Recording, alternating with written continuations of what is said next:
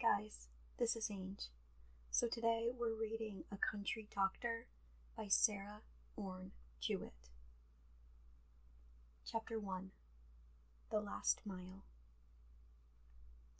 It had been one of the warm and almost sultry days which sometimes come in November, a maligned month, which is really an epitome of the other 11, or a sort of index to the whole year's changes of storm and sunshine. The afternoon was like spring. The air was soft and damp, and the buds of the willow had beguiled into swelling a little, so that there was a bloom over them, and the grass looked as if it had been growing green of late, instead of fading steadily. It seemed like a reprieve from the doom of winter, or from even November itself. The dense and early darkness which usually follows such unseasonable mildness had already begun to cut short the pleasures of this spring-like day. When a young woman, who carried a child in her arms, turned from a main road of old fields into a footpath, which led southward across the fields and pastures, she seemed sure of her way, and kept the path without difficulty, though a stranger might easily have lost it here and there. Where it had led among the patches of sweet fern or bayberry bushes, or through shadowy tracts of small white pines. She stopped sometimes to rest, and walked more and more wearily, with increasing effort, but she kept on her way desperately, as if it would not do what she was seeking. The child seemed to be asleep. It looked too heavy for so slight a woman to carry. The path led after a while to a more open country. There was a low hill to be climbed, and at its top the slender figure stopped and seemed to be panting for breath. A follower might have noticed that it bent its head over the child for a moment as it stood, dark against the darkening sky. There had formerly been a defense against the Indians on this hill, which in the daytime commanded a fine view of the surrounding country, and the low earthworks or foundations of the garrison were still plainly to be seen. The woman seated herself on the sunken wall in spite of the dampness and increasing chill. Still holding the child and rocking to and fro like one in despair, the child waked and began to whine and cry a little in that strange, lonely place. And after a few minutes, perhaps to quiet it, they went on their way. Near the foot of the hill was a brook, swollen by the autumn rains. It had made a loud noise in the quiet pastures, as if it were crying out against a wrong or some sad memory, following a slight ridge which was all that remained of the covered path which had led down from the garrison to the spring below at the brookside.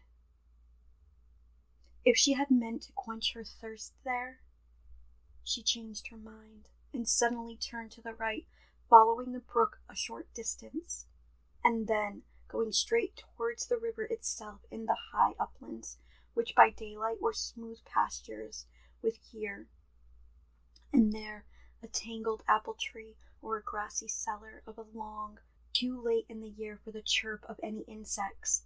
The moving air, which could hardly be called wind, swept over in slow waves, and a few dry leaves rustled on an old hawthorn tree which grew beside the hollow, where a house had been, and a low sound came from the river.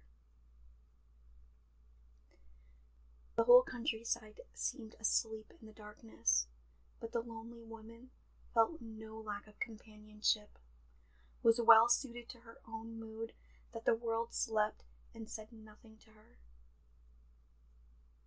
It seemed as if she were the only creature alive.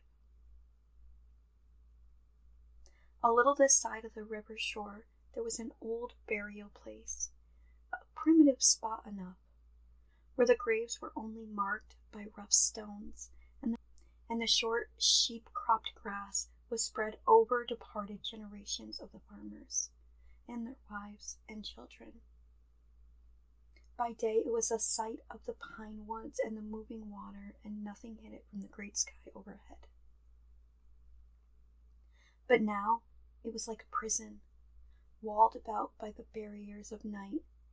However eagerly the woman had hurried to this place, and with what purpose she may have sought the river bank, when she recognized her surroundings, she stopped for a moment. The farmhouse kitchen.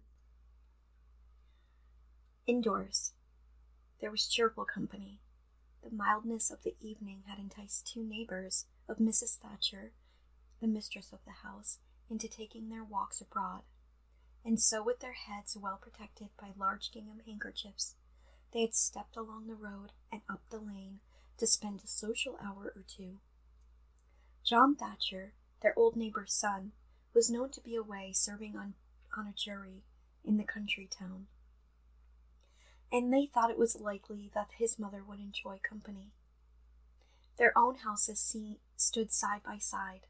Mrs. Jacob Dyer and Mrs. Martin Dyer were their names, and excellent women they were.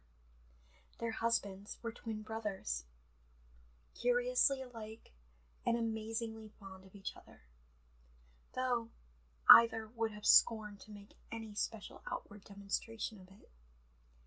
They were spending the evening together in Brother Martin's house, and were talking over the purchase of a bit of woodland, and the profit of clearing it, when their wives had left them without any apology to visit Mrs. Thatcher, as we have already seen. This was the nearest house, and only a quarter of a mile away, and when they opened the door, they had found Mrs. Thatcher spinning. I must own up. I'm glad to see you more and comin', she said. I don't feel scary at being left so alone. It ain't that, but I have been getting through with a lonesome spell of another kind. John, he does as well as a man can, but here I be. And the good woman could say no more, while her guest understood readily enough the sorrow that had found no words. I suppose you haven't got no news from Adeline? Asked Mrs. Martin bluntly. We was speaking of her as we come along, and saying it seemed to be a pity she shouldn't feel it was best to come back this winter and help you through. Only one daughter, and left alone as you be, with the bad spells you are liable to in winter time. But there, it ain't her way. Her ambitions ain't what they should be. That's all I can say.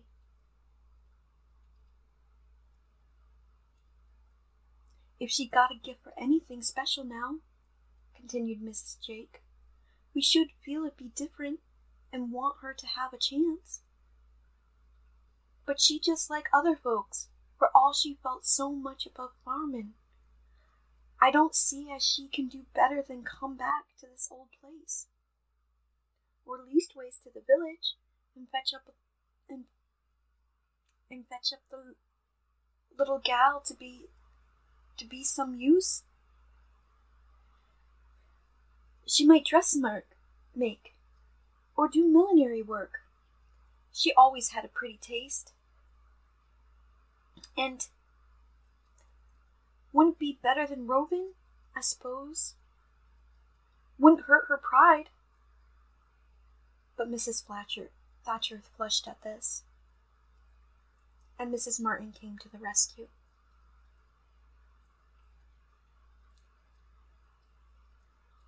You'll think we reg'lar job comforters, cried the good soul hastily. But there, Miss Thatcher, you know we feel as if she was her own. There ain't nothing I wouldn't do for Adeline, sick or well, and I declare I believe she'll pull through yet and make a piece of luck that'll set us all to work, praising of her. She's like to marry again, for all I see. With her good looks, folks always have their joys and calamities as they go through the world. Mrs. Thatcher shook her head 2 or 3 times with a dismissal of expression, and made no answer.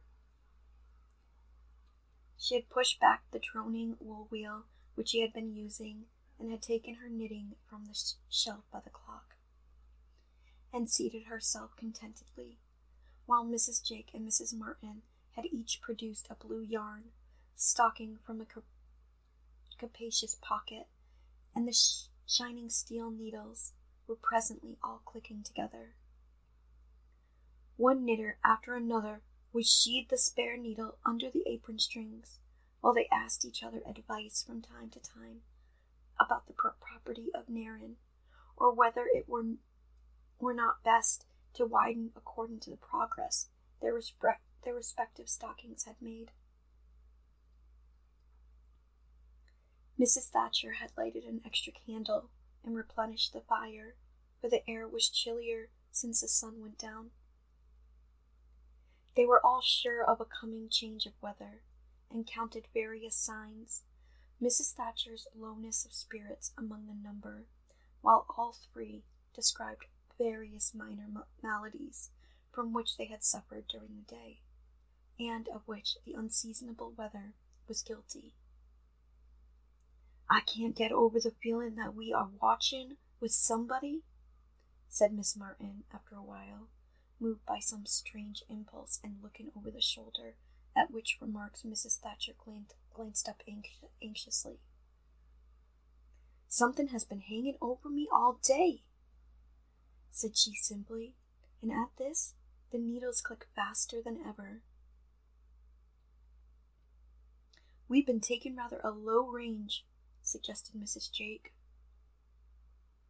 "We shall be telling over ghost stories if we don't look out, and I for one shall be scat to go home. By the way, I suppose you have heard about old Billy Dow's experience night before last, Miss Thatcher?" "John being away, I ain't nobody to fetch me the news these days," said the hostess. "Why, what happened to Billy now?" The 2 women looked at each other. He was getting himself home as best he could. He owned up to having made a living evening of it. "And I expect he was wandering all over the road and didn't know nothing except that he was pointed towards home, and he stepped off from the high banks of this side O'Donnell's and rolled down over and over. And when he came to there was a great white creature a-standing over him, and he thought was a ghost. T was up higher on the bank than him, and it kind of moved along down if T was coming right on him, and he got onto his knees and begun to say his 10 commandments fast as he could rattle 'em out. He got 'em mixed up, and when the boys heard his teeth a-chattering, they began to laugh, and he up and cleared." Donald's boys had been down the road a piece, and was just coming home. And it was their old white hoss that had got out of the barn, it being such a mild sight, and was wandering off, they said to Billy, and that it wasn't anybody could lay a ghost so quick as he could, and they didn't suppose he had the means so handy. The 3 friends laughed, but Mrs. Thatcher's face quickly lost its smile and took back its worried look. She evidently was in no mood for joking. "Poor Billy," said she. "He was called the smartest boy in school. I recollect that one of his teachers urged his folks to let him go to college, but wasn't no use. They hadn't the money and couldn't get it to do, and wanted in him to work his way, as some do.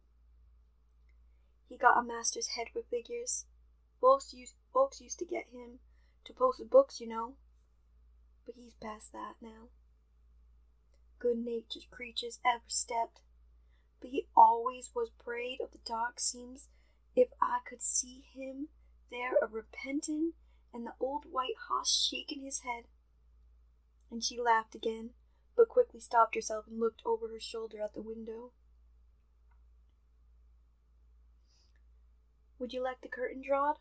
asked Miss Jake, but Miss Thatcher shook her head silently while the gray cat climbed into her lap and lay down in a round ball to sleep. "She's provocous, ain't she?" inquired Miss Martin approvingly. While Mrs. Jake asked about the candles, which gave a clear light, "Be they last on the run?" she inquired, but was answered to the contrary, and a brisk conversation followed upon proper proportions of tallow and bayberry wax, and the dangers of the new-fangled oils which the village shopkeepers were attempting to introduce. Sperm oil was growing more and more dear in price and worthless in quality, and the old-fashioned lamps were reported to be past their usefulness. "I must own a set I most by good candlelight," said Miss Martin. "'Tain't no expense to speak of where you raise the taller, and it's cheerful and bright in winter time. In old times, when the houses were draftier, they was troublesome about flickering candles was. But land, think how comfortable we live now to what we used to. Stoves and such convenience, the fire's so much handier, housekeeping don't begin to be the trial it once was." "I must say, I like old-fashioned cooking better than oven cooking," observed Miss Jake. "Seems to me, if the taste of things was all drawn up chimbly, be you going to do much for Thanksgiving, Miss Thatcher?" "I suppose not." And moved by a sudden kind of impulse, she added, "Why can't you and John with our folks?" "I wouldn't put us out. 'Twill be loneliness for you." "Tea won't be no lonesomer than last year was, nor the year before," and Miss Thatcher's face quivered a little as she rose and took up the candles and opened the trap door that covered the cellar stairs. "Now don't you go making yourself work," cried the guests. "No, don't. We ain't needin' nothing. We was last about supper." But their hostess stepped carefully down and disappeared for a few minutes, while the cat hovered anxiously at the edge of the black pit. "I forgot to ask if you'd have some cider," her voice asked presently. "But I don't know now's I can't get in it. I told John I shouldn't want any whilst he was away, and so he ain't got the spigot in it yet." To which Miss Jake and Miss Martin both replied that there were no hands for that drink, unless was a drop right from the press, or a taste of good hard cider towards the spring of the year. And Mrs. Thatcher soon returned with some slices of cake on a plate and some apples held in her apron. One of her neighbors took the candle as she reached up to put it on the floor, and when the trapdoor was closed again, all three drew up to the table and had a little feast. The cake was of a kind of peculiar to its maker, who prided herself upon being without it, and there was some trick of her hand or a secret ingredient which was withheld when she responded with apparent cheerfulness to request for its recipe. As for the apples, they were growed upon an old tree. One of those limbs had been grafted with some unknown variety of fruit so long ago that the history was forgotten, only that an English gardener made years before had brought some cuttings from the old country, and one of them had somehow come into the possession of John Thatcher's grandfather.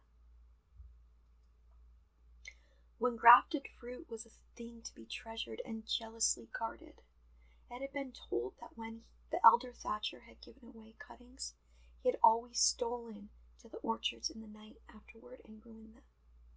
However, when the family had grown more generous in later years, it had seemed to be without avail, for on their neighbors' trees or their own, the English apples had proven worthless, whether it were some favoring quality in that spot of soil, or in the sturdy old native tree itself. The rich golden apples had grown there year after year in perfection, but nowhere else. "There ain't no such apples as these to my mind," said Miss Martin,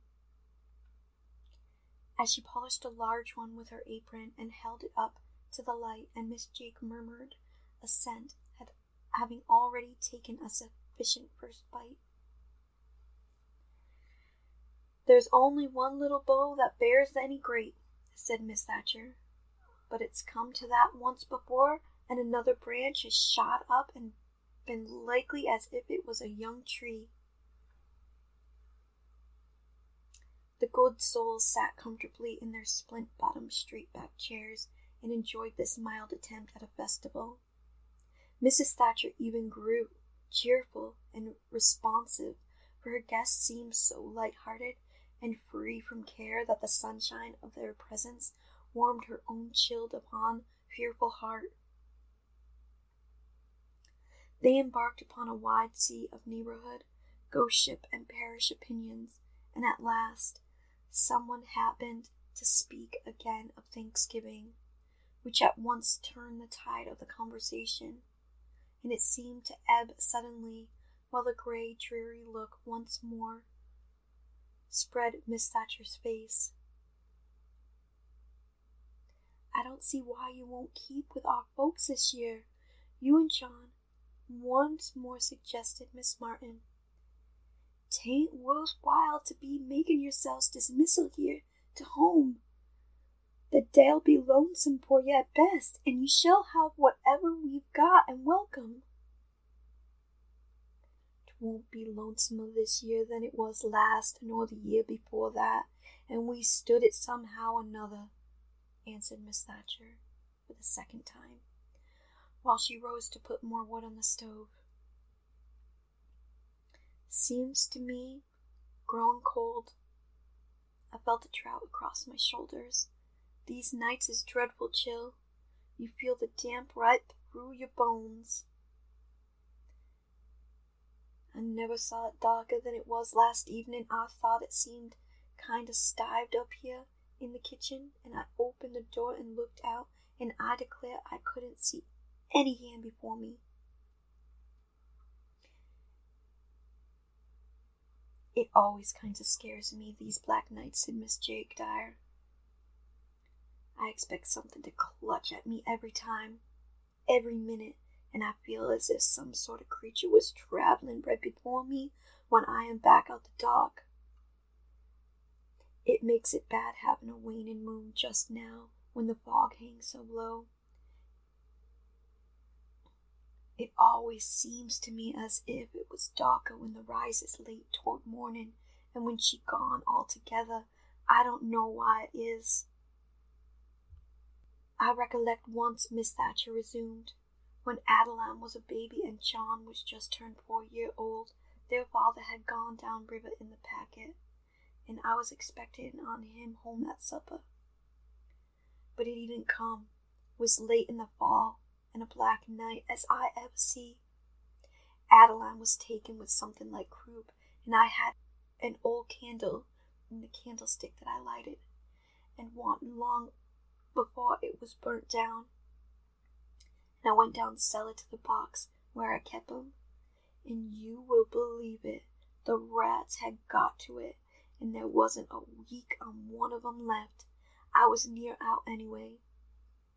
We didn't have this cook stove then, and I collated I couldn't make up a good lively blaze, so I come up full, scold as I could, and beat, and then I found it burnt up all my dry wood. You see, I thought certain he'd be home, and I was tending to the children. But I started to go out the door and found it had come on rain so hard, and I said to myself, I wouldn't go out to the woodpile and get my clothes all damp. Count old Adeline, and the candle end would last a spell longer, and he'd be home by that time. I hadn't the least suspicion but what he was dallying round up the corners. Long the rest of the men being was Saturday night, and I was some put out by it, for he knew the baby was sick and I hadn't nobody with me. I sat down and waited, but he never came, and it rained hard as I ever see it, and I left his supper standing right on the floor, and then I begun to be distressed with fear something had happened to Daniel, and I set to work and cried. And the candle end gave a flare and went out, and by the fire begun to get low, and I took the children and went up to bed to keep 'em warm. Was an awful cold night considering, with such a heavy rain, and there I laid awake and thought I heard things stepping about my room, and it seemed to me as if it was a week long before morning come, and as if I got an old woman. I didn't go through with everything that night. Was that time Daniel broke his leg, you know. They was taking a deck load of oak knees down by the packet, and one of 'em rolled down from the top of the pile and struck him just below the knee. He was pulling for there wasn't a breath of wind, and he always felt certain there was something mysterious about it. He'd had a good deal worse knocks than that seemed to be, as only left a black and blue spot, and he said he never see a deck of old timber piled secure. He had some queer notions about the doing of spirits, Daniel had. His old Aunt Parsa was to blame for it. She lived with his father's folks and used to fill him and the rest of the children with all sorts of ghost stories and stuff. I used to tell him she'd be hung for a witch if she lived in them old Salem days. He always used to be telling what everything was signed when we was first married, till I laughed him out of it. It made me kind of emotional. There's too much now we can't make sense of without adding to it our own heads.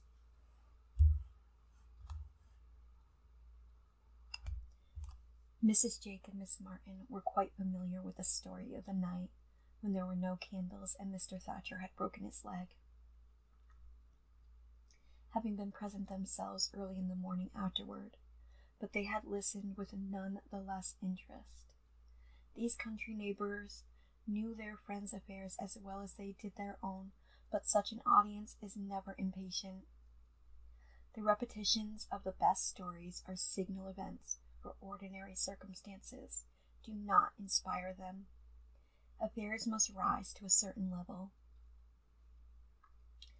Before a narration of some great crisis is suggested, and exactly as a city audience is well contented with hearing the plays of Shakespeare over and over again, so each man and woman of experience is permitted to deploy their well-known but always interesting stories upon the rustic stage.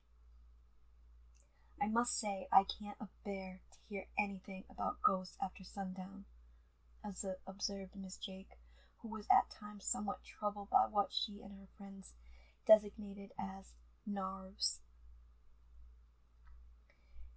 Daytimes I don't believe in 'em, less it's something creepy, more in common. But after dark it scares me to pieces. I don't know but I shall be feared to go home, and she laughed uneasily. There, when I get through with this needle, I believe I won't knit no more. The back of my neck is all numb. Don't talk on going home yet again a while, said the hostess, looking up quickly as if she hated the thought of being left alone again. It's just on the edge of the evening. The nights is so long now. We think it's bedtime half an hour after we got lit up. 'Tis a good little lift having you step over tonight. I started to sit here by myself, and for some minutes nobody spoke, and the needles clicked faster than ever. Suddenly there was a strange sound outside the door, and they stared at each other in terror and held their breath, but nobody stirred. This when no familiar door's footstep. Presently they heard a strange little cry, and they feared to look or to know what was waiting outside. Then Miss Thatcher took a candle in her hand, and still hesitating, asked once, "Who's there?" And hearing no one answer, slowly opened the door. Okay guys, that is chapter 1 and 2 of A Country Doctor. I hope you guys are enjoying the book. This is a very old story, and she is one of the best writers from her time. Alright, so we'll see you again later. Bye guys.